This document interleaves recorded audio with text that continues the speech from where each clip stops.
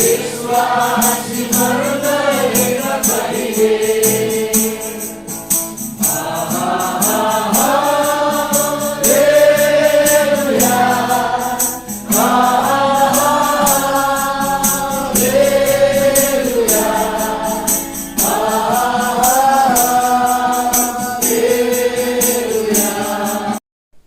हामी औपचारिक स्वागतको कार्यक्रम पनि गर्नेछौँ। आउनुहोस् हामी प्रार्थना साथ आजको गर्नेछौँ। अवसरको लागि हामी तपाईँ परमेश्वरलाई धन्यवाद गराउँछौँ। रात स्वागतको कार्यक्रम हामी गर्नेछौँ। विशेष हामी स्वागत जनाउनु पर्दा आजको सभापति डब्लिन कन्सेसनका मोडरेटर रेभरेन्ड नोएल लेप्चा उहाँलाई हामी खदा अनि ब्याज दिइकन आजको यो कम्बाइन सीको यो कार्यक्रममा उहाँलाई पनि स्वागत जनाउनेछौँ। साथसाथै हाम्रो निमन्त्रणालाई स्वीकार गरिकन हामी माझ उपस्थित हुनुहुन्छ आजको सीका मुख्य वक्ता प्राचीन याकुब सादा तन्यान निम्बु प्रशिक्षणबाट हुनुहुन्छ। उहाँलाई पनि एउटा खदा अनि ब्याज दिइकन दक्षिण कम्बाइन सीको तर्फबाट स्वागत जनाउँदछु। र विशेष हामीसँग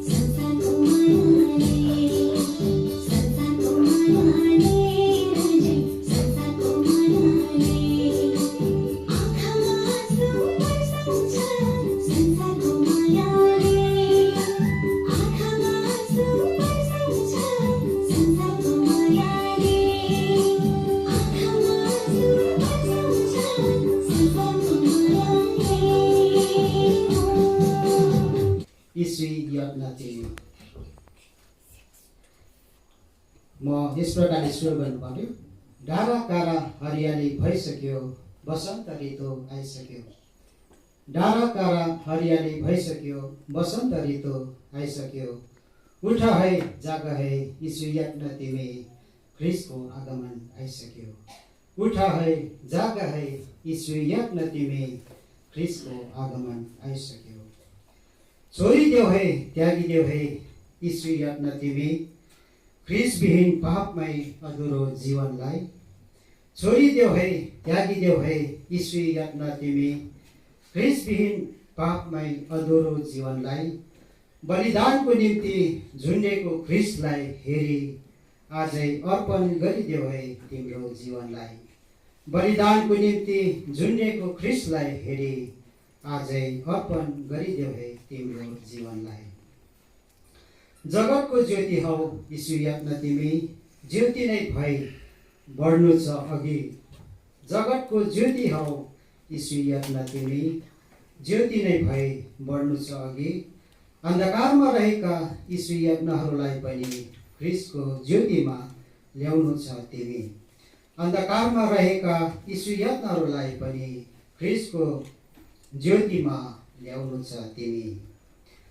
मण्डलीको खाँबो हौ यीशु यज्ञ तिमी, मण्डली साथले बढ्नु छ अघि। मण्डलीको खाँबो हौ यीशु यज्ञ तिमी, मण्डली साथले बढ्नु छ अघि। संसारको अघि नमुना बने दुलही ख्रीष्टको तयार गर्नु छ तिमी। संसारको अघि नमुना बने दुलही ख्रीष्टको तयार गर्नु छ तिमी।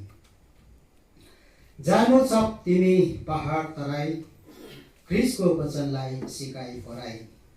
जानु छ तिमी पहाड तराई, ख्रिस्टको वचनलाई सिकाइ पढाई प्रेममय जीवन सधैँ बिताए आत्मिक फल लटरममा फलाए प्रेममय जीवन सधैँ बिताए आत्मिक फल लटरममा फलाए गर्नु छ सङ्घर्ष धेरै तिमी सङ्घर्षपछिको विजय सम्झी गर्नु छ सङ्घर्ष धेरै तिमी सङ्घर्षपछिको विजय कति मण्डली प्राय मैले मण्डलीहरूमा फोन गरिसकेको छु। डब्लिङदेखि बाहेक अरू शाखा मण्डलीहरूमा चाहिँ कुन कुन मण्डलीमा कति कति जान्छ भनेर मलाई 2-3वटा मण्डलीले भनिसक्छ। जस्तै रम्बीहरू भयो अनि समाव्योङहरू भयो, उहाँहरूले चाहिँ यहाँनिर हामीलाई त्यो नम्बर दिने उहाँले भन्नुभएको छ, तपाईँले यो लान सक्नुहुन्छ। अनि म बिन्ती गर्न चाहन्छु, यो लिफा जब हामीले कक्सेसनमा प्रयोग गऱ्यौँ यसबाट हामीले धेरै सुसमाचारको कार्यक्रमहरू अरू थुप्रै कुराहरू हामीले गरिराखेका छौँ। घरबाट नदिइहाल्नुहोस्, तपाईँले एक ठाउँ जम्मा गर्नुहोस्, प्रार्थना गर्नुहोस् अनि त्यसपछि कक्सन कहाँ पठाइदिनुहोस् भनिकन म बिन्ती गर्छु।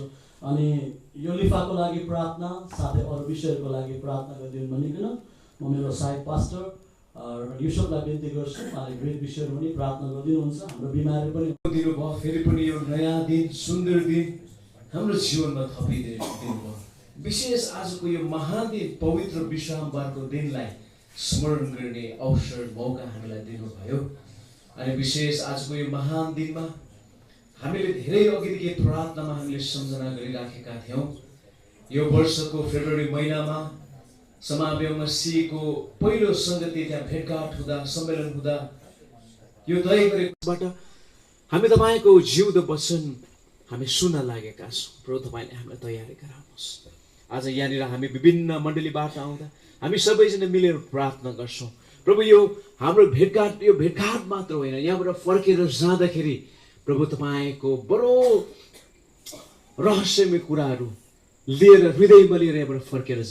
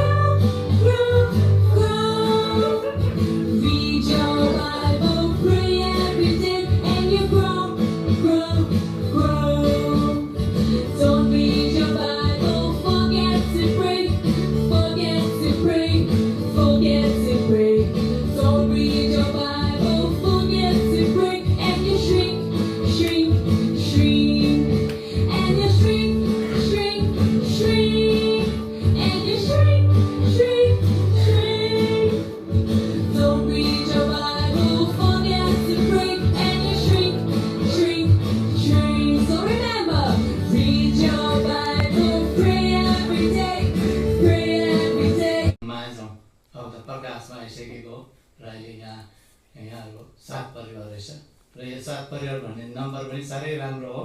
र यो 7 परिवारले अब के गर्छ नि के गर्छ अनि डाक्टिङ कन्सेसनको चाहिँ फर्स्टमा सुरुवातमा कति मण्डली जस्तो थियो होला यसो सुरुवातमा जस्तो हाम्रो नेम्बुमा चाहिँ 3वटा मात्रै थियो। तपाईँको चाहिँ इस्टाब्लिस 1886-87 त्यस्तै होला नि, त्यस्तै होला। माफ गर्नुहोस्, मैले नेम्बुङ कन्सेसनको हिसाब लिँदै चाहिँ 1886मा सुरुवात भएको। त्यतिखेर चाहिँ 3वटा मात्रै थियो मण्डली। अनि बिस्तारै टिक अलिकति छुटेर बस पहिला टिकको पनि तनैमै आउनुहुन्थ्यो रहेछ सेवा गर्नु। अनि त्यसपछि 4वटा भयो। यो उहाँको चरणमा स्वीकारेर मानिलिएर ख्रिस्टलाई भित्राएको छ भने चाहिँ खुसी हुनुहुन्छ। म यसलाई मिलाउँदै गर्दाखेरि चाहिँ यस्तो प्रकारले मैले थाहा गरेँ, तपाईँहरू कोही बेला घरमा पाहुना आउँछ, बाहिरै डुलाइराखेको हुन्छ, जो बस्नुहोस् न, मोरा हुन्छ कि चौकी हुन्छ, बैठक हुन्छ कि के, घरमा कोही बेला हातमा भित्र हुँदैन। कोही तपाईँकोमा कोही भएको म आफैले कोही त्यस्तो गरेको छु त। कोही त मनभित्र चाहिँ एकछिनमा अठ्ठो होइन घरभित्र नै जाउँ न भन्ने कुरा हुन्छ। अनि अहिले त्यो पाहुनाले भित्राउँछ, कम्ती दामी स्वागत हुँदैन। तपाईँको जीवनमा यतिले ख्रिस्टलाई चाहिँ आँगनमै बोलाइराखेको छ भने चाहिँ अप्ठ्यारो छ। अप्ठ्यारो चाहिँ यो सिन चाहिँ। त्यसकारण यो स्वीकार्ने कुरा चाहिँ तपाईँ जीवनमा प्रवेश हुँदै गरेको यो प्रक्रियामा आउनु चाहिँ बडो रमाइलो छ। गाह्रो पनि छ नि त, पाउनलाई भित्रिनु साथ के गर्नु पर्यो, उहाँको लेखमा तपाईँ चल्नु पाउनुहुन्छ। प्रेज द लर्ड। उहाँको अगुवाईमा तपाईँ चल्नु पाउनुहुन्छ।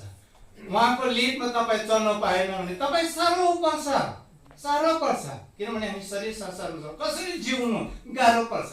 उहाँले भित्र्याएको छ भने उहाँको अगुवाईमा म जिउन चाहन्छु भनेर तपाईँले त्यस्तो चासो चाहना लिनुहुन्छ भने तपाईँले सजिलो प्रकारले आफ्नो जीवनलाई अघि बढाउन सक्नुहुन्छ। किनभने हामी शरीर संसारमा परिस्थिति नाजुक कुराहरू आउँछ, कमीका कुराहरू, बिमारको कुराहरू, मृत्युको कुराहरू आउँछ। कसरी सामना गर्नु?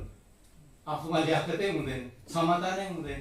तर ख्रिस्टले जिउनु दिएको छ भने हामी अभावमा त्यो परिस्थितिमा पनि परमेश्वरले जुटाइराखेको हुन्छ। बिमारमा जसरी भए पनि सानो हस्पिटल हुन्छ कि ठुलो हस्पिटल हुन्छ, पुर्याउन सकेकै हुन्छ। मृत्युको परिस्थितिमा पनि सान्त्वना पाइराखेको हुन्छ। तर भित्र चाहिँ ख्रिस्टलाई अगुवाई हुन दिएको छ भने चाहिँ गाह्रो पर्छ। अन्त हाँसो भयो त्यति बेलाको त्यो ठाउँमा त निकै हर कुरामा माथि चरममा आउँदै गरेको। अब हाम्रोले त्यो टिनको गिटारको यो कभर बनाएर गएको गीत बजार गीत गाइदियो भने त हाँसो हो। तर बेलुकी पक्तिसो गिटार बजाएर है गीत गाउने त्यति बेला पेट्रोम्याक्सको जमाना थियो। म आफैले पनि पेट्रोम्याक्स खुब चलाएको सङ्गतिमा। तपाईँ कतिले चलाउनु भएन होला, तपाईँ कतिले चलाउनु भएको छ। पेट्रोम्याक्स छ्याप्पै निभेको अरे, बल्दै गरेको पेट्रोम्याक्स निप्नु अरे। अब हाँसो भयो, गिटार बजाएर गीत गाइदियो, न गिटार त्यो ढङ्ग पाओस् त्यसो बत्ती छ्याप्पै निभ्यो अरे। अचम्मै भयो अरे। त्यो दुईजना रहँदा रहँदा एकजना गान्तोक सिक्किममा उहाँको एउटा व्यवसाय भयो। ताजोङको मण्डलीको फन्डर भएर उहाँ त बित्नु भयो। अहिले त्यो 150 घरभन्दा ठुलो मण्डली पास्टर राम्रो हेर्छ। ताजोङ इपिसिएस मण्डली ठुलो मण्डली छ गान्तोकको। त म गान्तोक गएँ, एकजना स्पेन्डरमा छ, गतिलो मण्डलीको अहिले एडर गर्नुहुन्छ। कति जोसिलो, कति राम्रो। हामीलाई सबै कुराहरू चाहिन्छ। आजसम्म हामीले के गर्दै आएको कुरा चाहिँ रेकर्ड छ, परमेश्वरले राख्दै हुन्छ। हामी त भुलिहाल्छौँ। म अस्तिको हप्ता मलाई तपाईँ कसैले सोध्नुभयो भने म तेल खान्छु, त्यस्तो कमी भइसकेको छ। अब जमाना यस्तो पनि आइपुगेको छ। प्रभुले के कुनै कुरा पनि भुल्नु, हाम्रो के समेत गर्न सक्ने उहाँ परमेश्वर हुनुहुन्छ। अहिलेसम्म जीवनमा तपाईँले दुःख सुख के गर्दै आउनुभएको छ, प्रभुको नाममा शरीर संसारिक जीवन जिउँदै आत्मिक धार्मिकता कुरा बढ्दै आउनुहोस्। एक दिन तपाईँको उहाँको लिडमा तपाईँ चल्न पाएन भने तपाईँ साह्रो पर्छ, किनभने हामी शरीर संसारमा छौँ, कसरी जिउनु गाह्रो पर्छ। उहाँले भित्र्याएको छ भने उहाँको अगुवाईमा म जिउन चाहन्छु भनेर तपाईँले त्यस्तो चासो चाहना लिनुहुन्छ भने तपाईँले सजिलो प्रकारले आफ्नो जीवनलाई अघि बढाउन सक्नुहुन्छ। किनभने हामी शरीर संसारमा परिस्थिति नाजुक कुराहरू आउँछ, कमीका कुराहरू, बिमारको कुराहरू, मृत्युको कुराहरू आउँछ। कसरी सामना गर्नु? आफूमा ल्याकतै हुँदैन, क्षमता नै हुँदैन। तर ख्रिस्टले जिउनु दिएको छ भने हामी अभावमा त्यो परिस्थितिमा पनि परमेश्वरले जुटाइराखेको हुन्छ। बिमारमा जसरी भए पनि सानो हस्पिटल हुन्छ कि ठुलो हस्पिटल हुन्छ, पुर्याउन सकेकै हुन्छ। मृत्युको परिस्थितिमा पनि सान्त्वना पाइराखेको हुन्छ। तर भित्र चाहिँ ख्रिस्टलाई अगुवाई हुन दिएको थिएँ।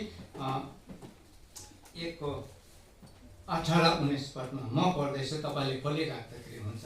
पहिलो तिमोथीको 1:18-19 पदमा पावलले यस प्रकारले बालक भनेर सम्बोधन गर्छ। तिमोथीलाई भन्छ, हे मेरो बालक तिमोथी, तिमीलाई अघि देखाएको अगमबानी अनुसार म तिमीलाई यो आज्ञा सुम्बन्छु कि यिनीहरूबाटै तिमीले असल लडन्तको युद्ध गर्न सक। विश्वास र सुविवेक थामिराख, जसलाई कसैले आफूबाट पर सारेकोले विश्वासको जहाज डुबाइहाले। राजा हामी जीवनको यात्रामा छ। यहाँ डुब्नु लड्नु नलड्नु चाहिँ विश्वासमा आधारित छ। हामी एकदमै दरिलो बस्यो भने लड्दैनौँ। पावलले तिमोथीलाई कति राम्रोसँगले सम्झाउँदछ, कति राम्रोसँगले उनलाई विश्वासलाई पक्रिराख्नु, थामिराख्नु। यो लडन्त चाहिँ एउटा कुराहरू चाहिँ यसलाई चाहिँ एकदमै यो विषयमा चाहिँ सुविवेक थामिराख्नु। असल सद्विवेक लिएर विश्वासमा जिउन सकौँ भनेर मानिन्छ। र ती कुराले चाहिँ हाम्रो जीवनमा एउटा वैशालीका कुराहरू आउँदछ अनि हाम्रो जीवन चाहिँ आशिषमा भएर जानेछ। अन्तमा म यी विषयलाई राख्दैछु, ख्रिस्टीय लोकहरूसित सङ्गति, ख्रिस्टीय लोकहरूसँग हाम्रो सङ्गति। अब हाम्रो यहाँ आदरणीय पास्टर गौर हुनुहुन्छ, उहाँहरू एउटा यत्रो मन लिएको एउटा जीवन लिएकिन प्रभुले यहाँलाई दिइराख्नु जीवन